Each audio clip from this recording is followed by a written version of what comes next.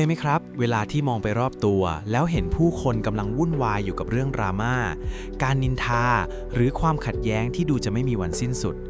แต่คุณกลับรู้สึกเฉยๆเหมือนนั่งดูละครเรื่องหนึ่งที่ไม่ได้มีส่วนได้ส่วนเสียอะไร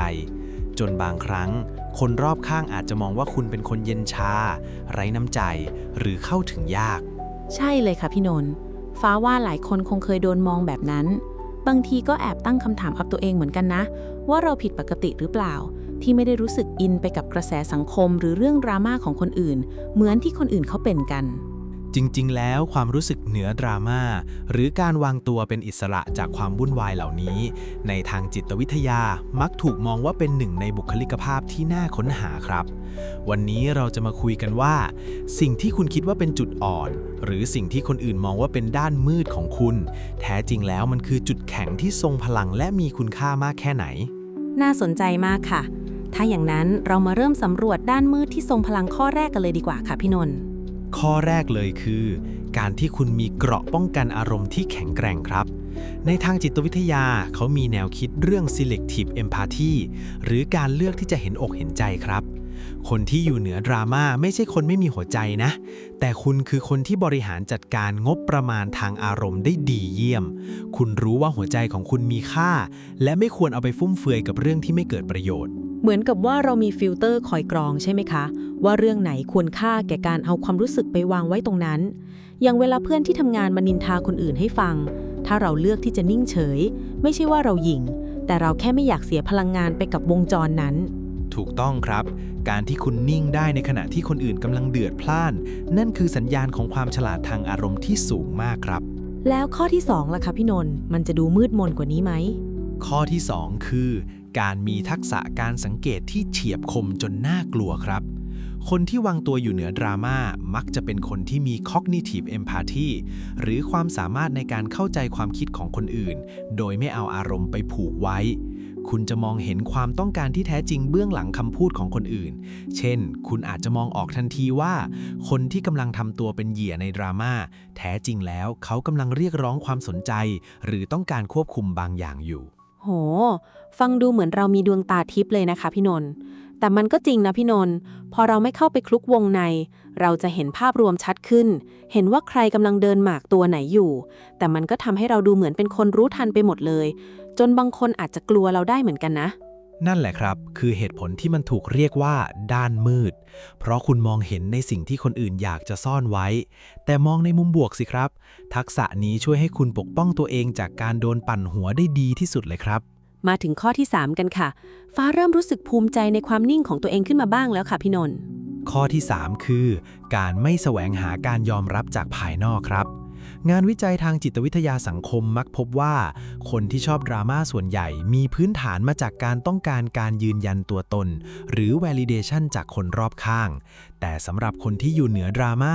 คุณมีแหล่งพลังงานมาจากภายในตัวเองคุณไม่จำเป็นต้องไปอยู่ร่วมวงนินทาเพื่อให้ดูเป็นพวกเดียวกันหรือไม่ต้องสร้างเรื่องราวให้ตัวเองดูสำคัญในสายตาใครข้อนี้ลึกซึ้งมากค่ะมันคือความมั่นคงทางใจอย่างหนึ่งเลยนะ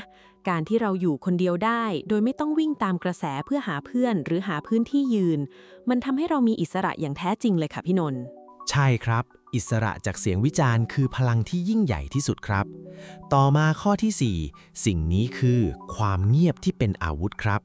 ในทางจิตวิทยาความเงียบไม่ได้หมายถึงการยอมแพ้นะแต่มันคือการคุมเกมหลายคนอาจจะมองว่าคุณเป็นคนลึกลับหรือเก็บงำความลับบางอย่างไว้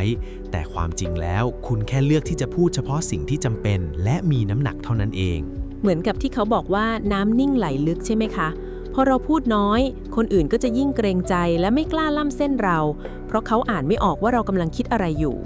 แน่นอนครับความสงบของคุณคือสิ่งที่ข่มขวัญคนที่ชอบดราม่าได้ดีที่สุดครับเพราะเขาไม่สามารถใช้คำพูดปั่นหัวหรือดึงคุณลงไปในสนามของเขาได้มาถึงข้อที่5กันค่ะพี่นนท์เหลืออีก2ข้อสุดท้ายแล้วข้อที่5คือการมีขอบเขตทางจิตวิทยาที่ชัดเจนครับคนกลุ่มนี้จะมีสิ่งที่เรียกว่า strong psychological boundaries คุณจะไม่ยอมให้ปัญหาของคนอื่นมาเป็นปัญหาของคุณคุณสามารถฟังเรื่องราวความทุกข์ได้แต่คุณจะไม่กระโดดลงไปในหลุมนั้นด้วยซึ่งบางคนอาจจะมองว่าคุณแล้งน้ำใจแต่ความจริงมันคือการรักษาสุขภาพจิตที่ยั่งยืนที่สุดครับ เหมือนเราเป็นผู้ฟังที่ดีแต่ไม่ยอมเป็นถังขยะรองรับอารมณ์ใช่ไหมคะ เราช่วยเท่าที่ช่วยได้ตามความเหมาะสมแต่ไม่ยอมให้เรื่องของคนอื่นมาพังชีวิตเราชัดเจนครับน้องฟ้าการรักตัวเองไม่ได้แปลว่าเห็นแก่ตัวและการมีขอบเขตก็ไม่ได้แปลว่าไร้น้ำใจครับแล้วข้อสุดท้ายล่ะคะพี่นนท์ข้อที่ 6 สิ่งที่เรียกว่าด้านมืดที่สุดคืออะไรคะข้อสุดท้ายคือการกล้าที่จะเป็นคนนอกครับความกล้าที่จะถูกเกลียดหรือการไม่กลัวที่จะถูกขับออกจากกลุ่มเพียงเพราะคุณไม่ยอมร่วมวงดราม่านี่คือจิตวิทยาของผู้นำครับคุณยอมเสียความสัมพันธ์ที่ฉาบฉวยเพื่อรักษาความสงบสุขในใจและตัวตนที่แท้จริงของคุณเอาไว้ครับฟังดูเป็นความโดดเดี่ยวที่สง่างามมากเลยค่ะพี่นนท์ทั้ง 6 ข้อที่พี่นนท์พูดมามันเปลี่ยนมุมมองของฟ้าไปเลยนะจากที่เคยคิดว่าเราอาจจะดูเย็นชาเกินไปกลายเป็นว่าเรากำลังใช้ชีวิตอย่างมีวุฒิภาวะและรู้จักคุณค่าของเวลาและอารมณ์ของตัวเองจริงๆค่ะดีใจครับที่น้องฟ้ารู้สึกแบบนั้นสำหรับทุกคนที่กำลังฟังอยู่ถ้าคุณพบว่าตัวเองตรงกับข้อไหนหรือรู้สึกว่าตัวเองมักจะยืนอยู่ขอบสนามของดราม่าเสมออย่ารู้สึกผิดเลยครับเพราะนั่นไม่ใช่จุดบกพร่องแต่มันคือเกราะป้องกันที่ทำให้คุณยังคงเป็นตัวเองได้ในโลกที่วุ่นวายนี้ครับความนิ่งของคุณไม่ได้หมายความว่าคุณไม่รู้สึกแต่มันหมายความว่าคุณเลือกที่จะรู้สึกกับสิ่งที่สำคัญจริงๆต่างหากค่ะและนั่นคือพลังที่คนทั่วไปอาจจะมองไม่เห็นและบางทีเขาก็อาจจะหวาดกลัวในความนิ่งเฉยของคุณแต่นั่นก็ไม่ใช่เรื่องของคุณที่ต้องไปแก้ไขให้เขาครับแค่เป็นตัวเองในเวอร์ชั่นที่สงบสุขที่สุดก็พอสำหรับใครที่ชอบอินไซต์เจาะลึกจิตวิทยาแบบนี้และอยากเข้าใจบุคลิกภาพที่ซับซ้อนของมนุษย์ให้มากขึ้นอย่าลืมกดติดตามพวกเราไว้นะคะจะได้ไม่พลาดเนื้อหาที่จะช่วยให้คุณเห็นคุณค่าในตัวเองและเข้าใจคนอื่นได้ลึกซึ้งยิ่งขึ้นค่ะขอบคุณทุกคนที่รับฟังพอดแคสต์ในวันนี้ครับแล้วเจอกันใหม่ในตอนหน้ากับเรื่องราวที่น่าสนใจกว่าเดิมสวัสดีครับสวัสดีค่ะ